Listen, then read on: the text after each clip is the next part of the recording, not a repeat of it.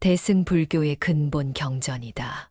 화엄경, 금강경과 함께 대표적인 대승삼부경으로 여겨진다. 산스크리트어로 사따르마 뿐다리까 수뜨라라 하는데 번역하면 올바른 법을 가르치는 흰 연꽃과 같은 경전이라고 할 수 있다. 3세기에 중국으로 건너와 역경승으로 활약한 서역승, 축법호가 286년에 이 경전을 정법화경이란 제목으로 한역했지만 5세기 초에 구마라집이 한문으로 다시 번역할 적에 바르다를 오묘하다고 해석하여 묘법연화경이라 이름 붙였다. 구마라집의 번역본이 동아시아 불교계에 널리 퍼져서 제목 또한 묘법연화경으로 알려졌고 이를 흔히 약칭하여 법화경이라 쓰고 있는다. 법화경이 중요한 것은 대승불교에서 부처님의 모습을 가장 직접적으로 보여주기 때문이다. 열반에 들기 얼마 전 영산회상에서 열린 법회에서 석가 부처님은 반평생 동안 설파한 아함부의 가르침이 사실 임시방편이었다고 말하면서 진실로 성불하기 위해서는 오직 대승으로만 가능하다고 밝혔다. 자력 수행으로는 성불이 사실 불가하고 타력으로 들어와야만 한다는 것이다. 여기서 대승의 핵심은 모든 중생을 부처님의 자녀로 여기는 일불승과 무분별법에 들어가는 제법정멸의 이치, 그리고 열애에 대한 절대적인 믿음이다. 그러나 다른 경전들과 가장 뚜렷하게 구별되는 법화경만의 사상은 바로 열애의 무량한 수명이다. 법화경에서 석가 부처님은 자신이 실제로는 젊어서 성불한 것이 아니라 무한한 시간 이전에 성불한 구원실성의 부처임을 밝힌다.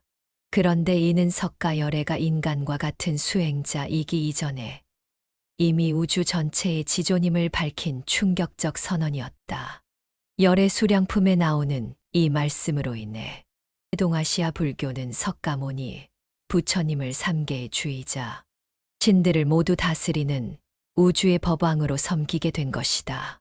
개인적인 수행에서 벗어나 우주의 지존인 석가모니부를 섬기는 대승불교는 바로 이때부터 탄생했다.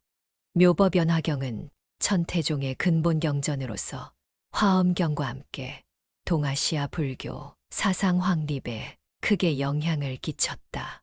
중국의 천태종, 고려의 법상종, 일본의 일련종 모두 이 법화경을 소의 경전으로 하여 교단이 전개되었다.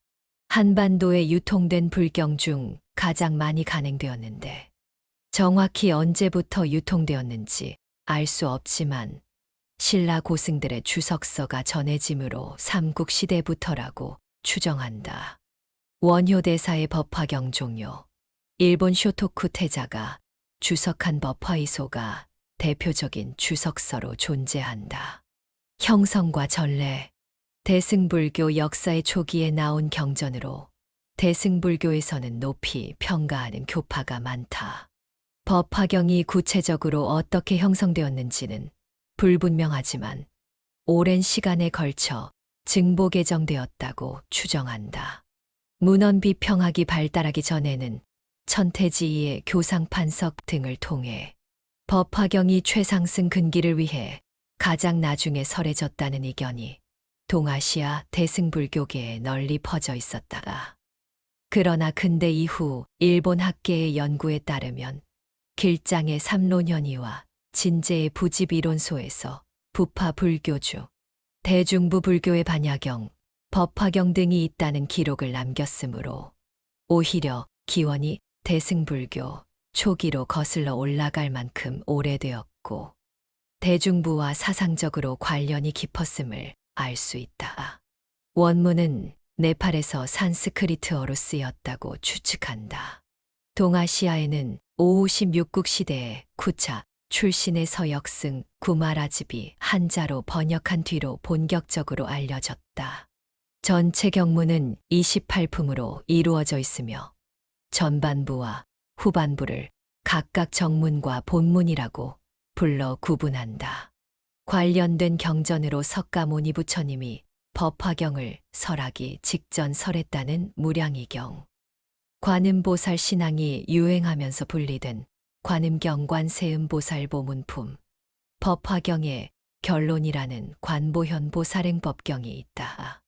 국내에서 시중에 유통되는 법화경 대부분은 사제사 성제와 12인연 12연기, 공사상과 보살도에 대해 집중적으로 설하는 무량이경과 보살행에 대해 설하는 관보현보살행법경이 없고, 관음경 부분도 아미타불과 극락을 언급한 번본과 달리 해당 부분이 누락된 한역본을 그대로 번역해 실었다.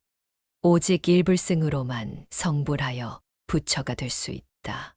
석가열에는 30살 성도하여 40여 년 동안 아함부, 방등부, 반야부의 가르침을 설하였다. 그런데 이 영산회상에서 처음으로 그 예전 40여 년에 걸친 가르침이 임시 방편이었다고 선언한다. 깨달음을 이룬 이후의 성문, 연각, 보살의 삼승을 계속 가르쳐 왔는데 성문승과 연각승의 가르침으로는 사실 성불할 수 없다고 말씀하시며 본격적으로 일불승, 대승의 설법을 시작한다. 일불승을 말하면서 이 일대사 인연을 밝혔다. 모든 부처는 중생들에게 부처의 지견을 열어보여 그 지견을 깨달아 들어오도록 하게 만들기 위하여 이 세간에 출현한다고 선언했다. 곧 중생들을 가르쳐 깨닫게 하기 위하여 그 중생들이 있는 사바세계에 특별히 나타난다는 뜻이다. 이는 중생들을 구제하기 위한 석가모니 부처님의 대자비심을 말해주며 그 대자비심의 보살승만이 사실 또 성불할 수 있는 길이 됨을 알려준다. 열애는 끝없는 보살행으로 불과를 이뤘고 그 보살승이 진정한 일불승임을 알린다. 성문승, 연각승의 소승법으로는 사실 부처가 될 수 없음을 밝혀주기에 소승과 대승을 가르는 경계선이 되는 중요한 경전이 이 법화경이 된다. 이는 곧 사성제와 12연기의 수행으로 열반에 이르렀다고 도달한 제자들의 착각을 말해주는 것이다. 이는 남방원시불교의 가르침으로는 사실 성불할 수 없다는 대승의 명제이다. 성불이 사실상 인간의 자력 수행으로는 불가능하다고 말하는 것이 법화경이기에 모든 중생의 성불이 어렵다는 것이 오히려 법화경의 전제라 할 수 있다. 그래서 부처의 가피와 부처에 대한 신심이 절대적으로 필요하다. 그리고 모든 중생이 부처가 될 수 있다는 가르침이 소승불교에 없다고도 말하기 힘들다. 따라서 일체 중생의 성불 가능성을 말해주는 것이 법화경의 독특한 사상이라고 말하기에는 무리가 있다. 다만 소승불교에서는 제가 신자나 여성에 대한 차별적 시각이 분명히 존재하는데 대승불교에서는 제가 신자이든 여성이든 다 대승의 일불승으로 성불할 수 있다고 말하기에 열의 무량수에 대한 절대적 신심이 있다면 모든 중생이 성불할 수 있다는 명제까지 도달하지만 이는 법화경 열의 수량품에 대한 믿음을 필수로 한다. 일불승으로 반드시 들어와야 한다는 법화경의 가르침은 곧 소승이란 마술성에서 멈추지 말고 대승이란 진짜 불도로 들어오라는 의미이다.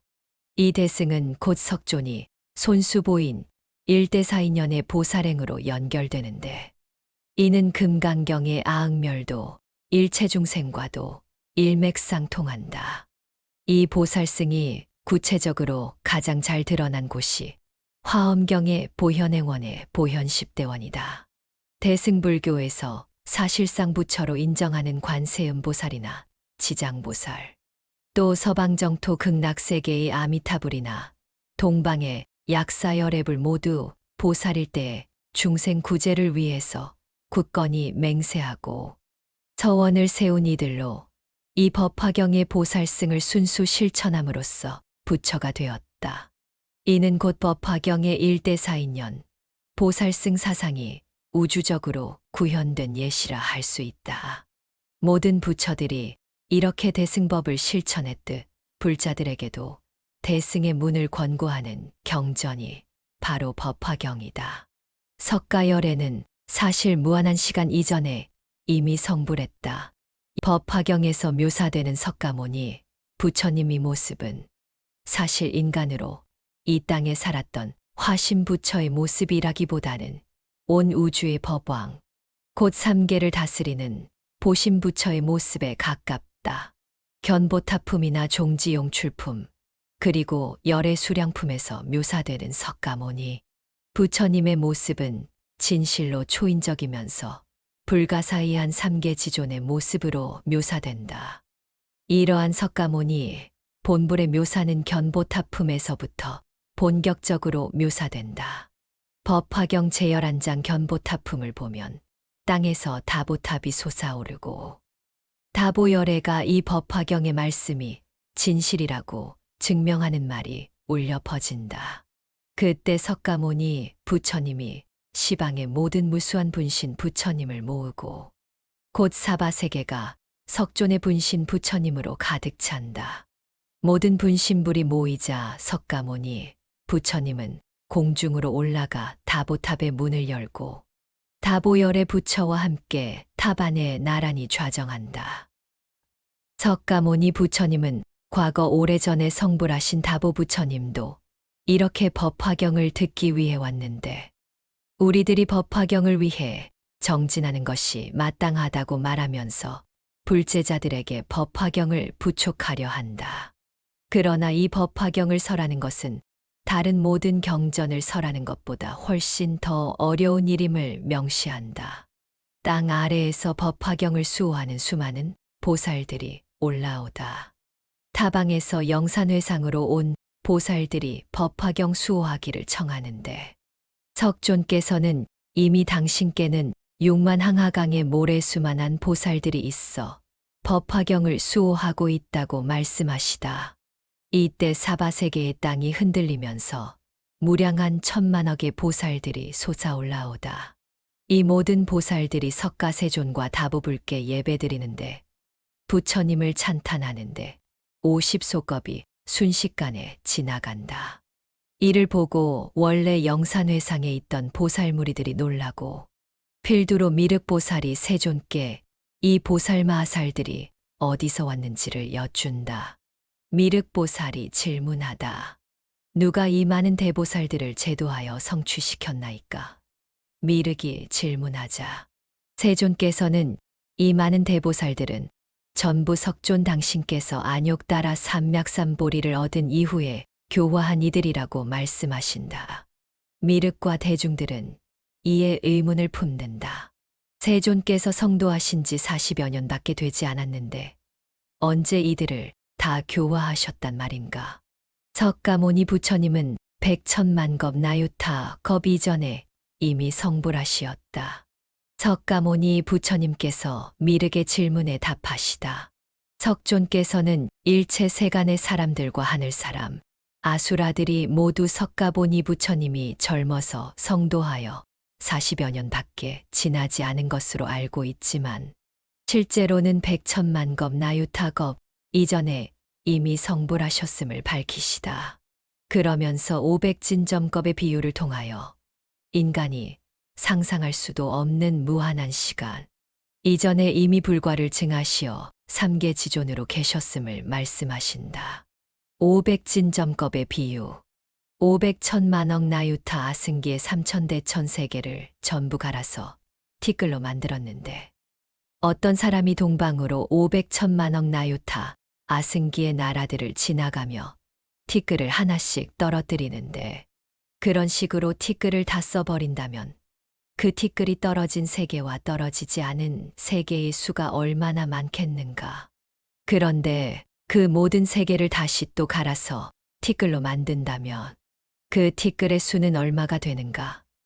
그런데 그 티끌 하나를 1겁으로 친다고 하여도 석가모니 부처님께서 성불하신 지는 그보다 더 오래전이라고 말씀하신다. 곧 열애께서 과거의 수기를 받았다는 이야기나 장차 열반한다는 이야기, 젊은 나이에 출가하여 성불했다는 것도 사실 방편으로 하신 말씀이셨다는 것이다.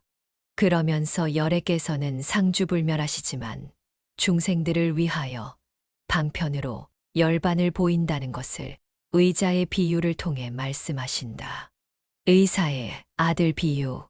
온갖 병에 달통하여 잘 치료하는 의사가 있었다. 그에게는 자녀가 여럿 있었는데 의사가 타국에 다녀온 사이 자녀들이 다 독약을 마시고 중독되었다. 아버지는 자녀들에게 좋은 약초를 처방해 주었는데 일부는 약을 먹고 바로 나았으나 본심을 잃은 아이들은 약을 먹지 않았다. 이에 아버지는 타국으로 떠난 후에 자녀들의 맘을 바꾸려고 일부러 거짓으로 아버지가 죽었다는 전가를 집에 보내게 한다. 이 소식을 전해 들은 아이들은 충격을 받고 정신을 차려서 약을 먹고 병에서 벗어나게 된다. 열애께서는 멸도치 않으시지만 사바세계에 계속 있으면 중생들이 방이라는 까닭에 오히려 열반을 보이신 후에 중생들로 하여금 가랑하는 마음을 내도록 하신다는 것이다. 이것이 열애께서 열반을 보이시는 이유이다. 허나 열애께선 항상 영산궁에 계시면서 법을 설하시고 열애의 정토는 영원불멸하여 겁화도 태우지 못한다. 열애의 수명은 무한하다. 불국사 앞에 있는 다보탑과 석가탑은 모두 영산회상 당시 법화경을 설하실 때에 땅에서 솟아나온 그 다보탑의 모형이다. 그러나 인간의 육안으로 볼 수 있는 탑이라기보다는 불안으로 볼 수 있는 탑이다. 이는 묘사되는 장면이 사바세계의 광경이 아니기 때문에 그렇다. 온 우주에서 모인 석가모니, 부처님의 분신인 부처님들이 온 세계에 가득 찼소. 사방이 다 하나의 불국토가 되었다는 것은 불안으로 볼 수 있는 광경에 가깝다. 이러한 묘사들이 너무나 신비로워서 선불교나 창가학회 일명 측에서는 이런 다보탑을 상징으로 보는 경우가 많다. 영산불교 현지사 교단의 경우는 이 다보탑이나 다보열에 붙여 땅에서 솟아나온 보살들이 모두 실제하는 것으로 보지만 인간의 육안으로는 볼 수 없는 높은 차원의 세계에서 일어난다고 해석한다. 즉 육체를 가지신 화신석가모니 부처님의 설법이 이어지다가 다보탑이 솟아나온 후부터는 빛의 몸을 갖춘 보신부처의 설법으로 넘어가는 구조로 본다. 해석이 쉽지 않지만 열애 수령품에서 석가모니 부처님께서 이야기하는 이 장엄한 광경의 결론은 간명하다. 석가모니 부처님은 3000여 년 전 보리수 나무 아래에서 처음 무상정등각을 이룬 것이 아니라 상상할 수도 없는 훨씬 이전의 과거에 이미 안욕따라 삼맥삼보리를 이루고 삼계의 지존이 되었다는 것이다. 이는 석가모니 부처님이 백천만겁 이전에 이미 삼계를 초월하여 삼계를 다스리는 법왕이 되었다는 것을 의미한다. 그럼에도 불구하고 세상의 중생들을 구제하기 위하여 사바세계로 들어와서 인간으로 태어나고 이 땅에 불교를 세웠다. 이 법화경의 열애 수령품의 선언을 통해 석가모니 부처님을 가장 상위의 법왕으로 추대하고 서방극 낙세계의 아미타불, 동방약사정토의 약사열애불, 그리고 사바세계의 중생들을 구제하는 관세음보살, 지장보살이 현세 긍정의 보살로 본격적으로 나올 수 있게 되었다. 현세 긍정의 보살 신앙이 법화경에서부터 시작되는 이유는 이 법화경에서 석가모니 부처님이 본불로서 법왕의 위상을 드러내기 때문이다. 석가모니 부처님은 다른 불보살이 중생 구제를 위한 일대사 인연으로 일하고 있다는 사실을 밝혔고 또 관세음보살과 같은 대자비심의 보살을 실제 또 칭찬했기 때문이다. 한국의 불자들이 역사적으로 깊이 섬겨온 관세음보살은 법화경 중 관세음보살 보문품에 등장한다. 회삼귀일에서 최종귀일하는 보살승이 바로 중생 구제를 위해 힘쓰는 불보살들로 연결된다. 그런 만큼 법화경은 보살 신앙을 강조하는 경전이기도 하다. 관세음보살의 이름을 염불하라는 제25 관세음보살보 문품이 있고 마지막에는 보현보살이 나타나 법화경을 수호하는 이들은 보현행원을 행하는 것이니 이들을 직접 수호하겠다고 알리는 제28 보현보살권 발품이 나온다. 이 외에도 미륵보살이 수기를 받는 내용도 나오며 무수한 보살과 수호신들이 등장한다. 이러한 보살신앙들은 대중부 불교와 관련이 있다. 법신 사상. 법화경에서 부처님은 이미 무한한 시간에 오래전에 성불하였고 인간으로서 태어난 석가모니 부처님은 일시적으로 인간의 모습을 하고 중생구제를 위해 나타났을 뿐 그 본체는 완성된 구원 실성의 법신이라고 말한다. 이 부분 역시 대중부 불교에서 강조한 사상이다. 전례와 발전. 수나라의 천태대사가 법화경을 본격으로 집대성하여 천태종이라는 종파가 생겼다. 그 후 이 천태종은 고려와 일본에 정착한다. 역시 대승불교 종파 중 가장 마지막으로 전래되었다. 당시 천태종의 주된 신앙이 관세음보살 신앙이었다.